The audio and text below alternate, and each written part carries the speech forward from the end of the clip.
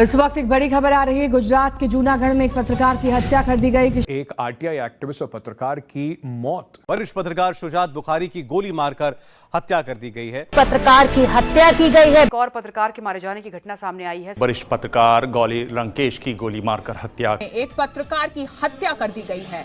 बिहार में पत्रकार की गोली मारकर हत्या कर दी गई है। रहा होगा कोई बैरागी जिसने खींचकर शाही का कांटा घोंप दिया होगा पत्रकारिता के सीने में और गर्दन पर टांग दिया होगा सिंदूर से सना नींबू, ताकि जिंदगी भर अकुलाहट से भरी रहे यह ससुरी पत्रकारिता। हां, शायद तभी इसे चैन नहीं आता, वरना ऐसा कहां होता है कि पत्रकारिता को पेशे समझने वाला आदमी तड़प में ही रहे। खबर ना मिले तो तड़प, खबर मिल जाए तो तड़प, खबर को अपने मुताबिक ना बना पाए तो तड़प, और खबरों को देने के बाद उसे बदल दिया जाए तो तड़प। ऐसी जहरीली तड़प कि ससुरा कोई भी ऐरा गैरा नत्थु खैरा आकर 24 घंटे खबरों में जीने वाले व्यक्ति को कभी दल्ला, कभी दलाल, कभी बिका हुआ, कभी बेगैरत कह जाए। अरे ओ मीडिया को दलाल, बेगैरत, दल्ला कहकर उसके फोर्थ पिलर की जिम्मेदारी को 24 घंटा याद दिलाने वालों, क्या जिम्मेदारी निभाते जान गंवाने वाले किसी पत्रकार के लिए कभी तुमने आवाज उठाई? कभी शोर मचाया उसके खामोश हो जाने पर, जिसने तुम्हारे हक की लड़ाई को लड़ते हुए अपनी जान गंवा दी? अरे ओ हिंदुस्तान के 140 करोड़ लोगों, आज मैं तुमसे सवाल पूछ रहा हूं कि क्या पत्रकार मुकेश चंद्राकर की वो अनसुनी चीखें तुम्हें सुनाई पड़ी? और सुनाई पड़ी तो इन चीखों को सुनने के बाद तुम सो कैसे सकते हो? कैसे भुला सकते हो इस बात को कि चंद्राकर के सिर में 15 घाव थे, कुल्हाड़ी से उसका पैर काटा गया था, उसकी पसलियों का चूरमा बना दिया गया था, उसके दिल के 4 टुकड़े कर दिए गए थे, शरीर से सारे लहू को निचोड़कर सेप्टिक टैंक में फेंककर उसके बाद टैंक की सीमेंट से ढलाई कर दी गई थी। 140 करोड़ हिंदुस्तानियों, तुम पत्रकारों को कभी घर में बैठकर सोशल मीडिया पर चाय की टपरी बैठकर दिन रात दलाल कहते हो, लेकिन जब कोई सच्चा पत्रकार तुम्हारे हक की लड़ाई लड़ता है और जान गंवाता है तो उसकी मौत पर कैसे खामोश रह लेते हो? जवाब दो, जवाब दो। और अगर जवाब नहीं है तो याद रखना नवाज देवबंदी की वो पंक्तियां जो आज मुकेश कह रहा होगा कि जलते घर को देखने वालों, फूस का छप्पर आपका है, आपके पीछे तेज हवा, आगे मुकद्दर आपका है, उसके कत्ल पर मैं भी चुप था, मेरा नंबर अब आया, मेरे कत्ल पर आप भी चुप हैं, अगला नंबर आपका है। हां भाई साहब, यही एहसास है। और दिमाग सोच के सन्न है, सोच सोच के उस पत्रकार के बारे में रूह कांप जा रही है जिसे क्रूरता से मार डाला गया। उससे ज्यादा दुख इस बात का है कि अधिकतर पत्रकारों के मरने के बाद ही उनको लोग जानते हैं।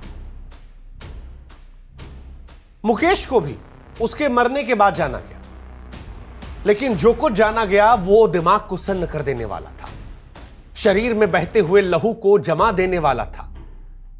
वो ऐसा सच था जिसके आगे पत्रकारिता का संसार जो है वो सन्न पड़ जाता है।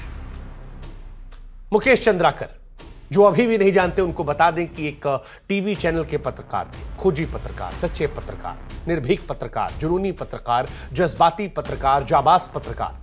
और उसी जाबाजी, उसी जुनून, उसी जज्बात, उसी निर्भीकता, उसी सच्चेपन, उसी खोजीपन ने मुकेश की जिंदगी छीनी। उसी जाबाजी कीमत मुकेश को यह मिली कि भ्रष्टाचारियों के गिरोह ने मुकेश के सीने में मौत का शूल चुभा दिया। सच्चा पत्रकार अक्सर बेईमानों की, दुराचारियों की, भ्रष्टाचारियों की आंख के किरकिरी रहता है। चंद्राकर भी थे। जानते हैं क्यों? क्योंकि 120 करोड़ रुपए की एक सड़क बनाने में करोड़ों का घोटाला हुआ था। मुकेश चंद्राकर उसी खबर को कवर कर रहे थे, मगर उस सड़क को बनाने वाले ठेकेदार को यह बात नागवार गुजरी। उसने मुकेश को बुलवाया किडनैप करवाया और उसके बाद जुल्म की सारी सीमाओं को लांघ गया। 15 जहां घाव, सर फटा हुआ है, दिल तक तोड़ दिया गया है, सारे लहू को निकाल दिया गया, जलाने के लिए भी घर वालों को नहीं दिया गया, मारकर सीमेंट। फिलहाल आरोपी गिरफ्तार है। ऐसा हो सकता है कि मुकेश को इंसाफ भी मिल जाए, लेकिन सवाल यह है कि कब तक चलेगा ऐसे? कब तक ऐसा होगा कि किसी पत्रकार को घर से उठाकर काट डाला जाएगा? कब तक ऐसा होगा कि पत्रकार डर कर चलेगा? कब तक ऐसा होगा कि सच दिखाने के लिए उसे सांसों का सौदा करना पड़ेगा? मुकेश चंद्राकर को क्या सिर्फ उस बेरहम ठेकेदार ने मारा? नहीं, बिल्कुल भी नहीं। मुकेश चंद्राकर को हर उस आदमी ने मारा जिसके खाते में ठेकेदार की कमाई का हिस्सा था। मुकेश को हर उस आदमी ने मारा सड़क निर्माण में जिसका हिस्सा था। मुकेश को हर उस आदमी ने मारा जो मुकेश की मौत पर अब तक खामोश है। सरकार खामोश है, विपक्ष खामोश है। इस देश की 140 करोड़ जनता में अधिकतर लोग आज मुकेश की मौत पर खामोश हैं। और यह खामोशी बहुत डराती है, यह खामोशी बहुत तड़पाती है और फिर से उसी सवाल के पुल पर लाकर खड़ा कर देती है कि 140 करोड़ जनता, जरा एक बार सोचो यह कब तक चलेगा? कब तक?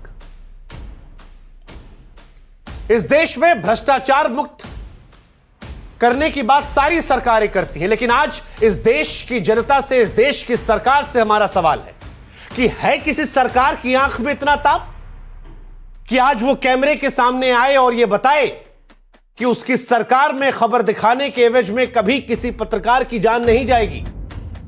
किसी के हृदय में इतना लोहा है कि हिम्मत दिखाकर यह भरोसा दे कि हां, अब किसी पत्रकार की छाती छलनी नहीं की जाएगी, कभी किसी पत्रकार को सच दिखाने के लिए उसकी जान नहीं गंवानी पड़ेगी, किसी पत्रकार की सांसें नहीं उखाड़ी जाएगी, किसी पत्रकार का जबड़ा नहीं तोड़ा जाएगा, किसी पत्रकार की गर्दन नहीं मरोड़ी जाएगी, किसी पत्रकार पर बुलडोजर जेसीबी नहीं चला दिया जाएगा।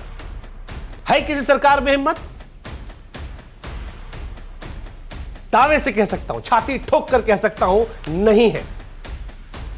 इस देश की किसी भी सरकार में इतनी हिम्मत नहीं है, इतना गुर्दा नहीं है, क्योंकि हम सब जानते हैं कि बेईमानी की जमीन पर उगे हुए मक्कारी के पौधों की तादाद जो है वो इस देश में ज्यादा हो गई है और उनके खिलाफ बोलना, दिखाना या लिखना अब अपराध माना जाता है।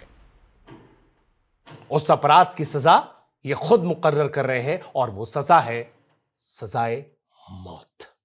ये कहानी सिर्फ मुकेश चंद्राकर से शुरू नहीं होती है और ना ये कहानी मुकेश चंद्राकर पर जाकर खत्म हो जाएगी। मुकेश चंद्राकर भ्रष्टाचारियों के हाथों मरने वाले ना तो पहले पत्रकार थे और ना ये आखिरी होंगे, क्योंकि ऐसी मौतों पर न्याय की आवाजों में तलखियां कम होती हैं, तिलमिलाहट कम होती है, सरकारों के तेवर कम होते हैं। और यकीन नहीं होता तो आज वो लिस्ट भी आपको बता देते हैं, बहुत लंबी लिस्ट है उन पत्रकारों की जिन्हें सिर्फ इसलिए मार दिया गया क्योंकि वो अपना काम ईमानदारी से कर रहे थे और उनके आसपास भ्रष्टाचारियों को यह बात रास नहीं आई। सजा एक ही, सजाए मौत। सारी तो सुना नहीं सकते, लेकिन कुछ घटनाएं आपको सुनाते हैं और आज आपको सुनना पड़ेगा, क्योंकि आज भी नहीं सुने तो कल कोई और मुकेश आपके ना सुनने, ना आवाज उठाने के चलते मौत की नींद सोएगा।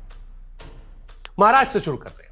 महाराष्ट्र के रत्नागिरी में शशिकांत वारिशे को थार से कुचलकर एक जमीन कारोबारी ने इसलिए मार दिया क्योंकि उन्होंने उसके खिलाफ एक दिन पहले खबर लिखी थी। बिहार के मधुबनी में पत्रकार अविनाश झा को अपहरण करके इसलिए मार दिया गया क्योंकि उनकी रिपोर्ट में अस्पतालों में चल रहे अवैध धंधे का पर्दाफाश होने वाला था। उत्तर प्रदेश के प्रतापगढ़ में अवैध शराब के खिलाफ अभियान चलाने वाले टीवी पत्रकार को बेमौत मार दिया गया, वो भी तब जब उसने पहले ही पुलिस प्रशासन को बताया था कि खबर कवर करने के चलते उसकी हत्या हो सकती है। मध्य प्रदेश के भिंड में रेत माफिया पुलिस प्रशासन के गठजोड़ का खुलासा करने वाले पत्रकार संदीप शर्मा को ट्रक से कुचलकर लत्ता बना दिया गया। कश्मीर के पत्रकार शुजात बुखारी को उनके दफ्तर में घुसकर गोली मार दी गई। नक्सलियों को लेकर खबरें लिखने वाले पत्रकार चंदन तिवारी को झारखंड में डंडों से पीट पीट कर मारा गया। त्रिपुरा में शांतनु भौमिक और सुदीप दत्ता, कर्नाटक में गौरी लंकेश, गुजरात में किशोर दवे, बिहार में राजदेव रंजन, मुंबई में जेडे। अरे कितने नाम ले ले भाई, और कहां तक ले ले, क्योंकि यह सिलसिला अंतहीन है और इस अंतहीन सिलसिले को तोड़ने के लिए आवाज उठानी पड़ेगी। मुझे आज जर्मन कवि पस्टर नमोलर की कविता याद आती है कि पहले वो आए कम्युनिस्टों के लिए और मैं कुछ नहीं बोला क्योंकि मैं कम्युनिस्ट नहीं था। फिर वो आए ट्रेड यूनियन वालों के लिए और मैं कुछ नहीं बोला क्योंकि मैं ट्रेड यूनियन में नहीं था। फिर वो आए यहूदियों के लिए और मैं कुछ नहीं बोला क्योंकि मैं यहूदी नहीं था। फिर वो मेरे लिए आए और तब तक कोई नहीं बचा था जो मेरे लिए बोलता। इससे पहले कि कोई ना बचे, आपके लिए फोर्थ पिलर की आवाज बनकर सच दिखाने के लिए, सच बताने के लिए, सही लोगों से सवाल पूछने के लिए आप जग जाइए। सोचिए, समझिए और बोलिए।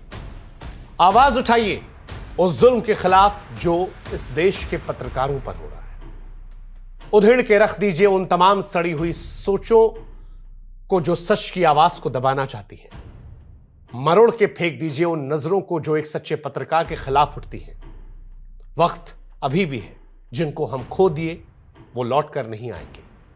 लेकिन अगर आप एकजुट हो गए, आपने ताकत पहचान ली, तो शायद ऐसे कई पत्रकार भविष्य में बच जाएंगे। वरना समझ लीजिएगा, समर शेष है नहीं पाप का भागी केवल व्याध, जो तटस्थ है समय लिखेगा उनका भी अपराध। जय हिंद, जय भारत। वक्त अभी भी है इस देश के पत्रकारों की आवाज उठाएं। जो सच्चे हैं उनकी ताकत बने।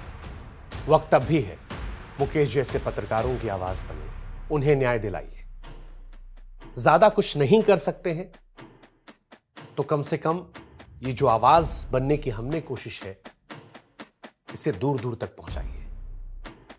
तब तक जब तक इन सवालों का शोर सरकारों को परेशान करना ना शुरू कर दे, तब तक जब तक फोर्थ पिलर बनकर आपके लिए आवाज उठाने वाले बेखौफ होकर कलम चला सकें, खबरों को दिखा सकें। और अगर आप ये नहीं कर सकते तो याद रखिए, मुकेश जैसे पत्रकारों की मौत का जिम्मेदार आप भी।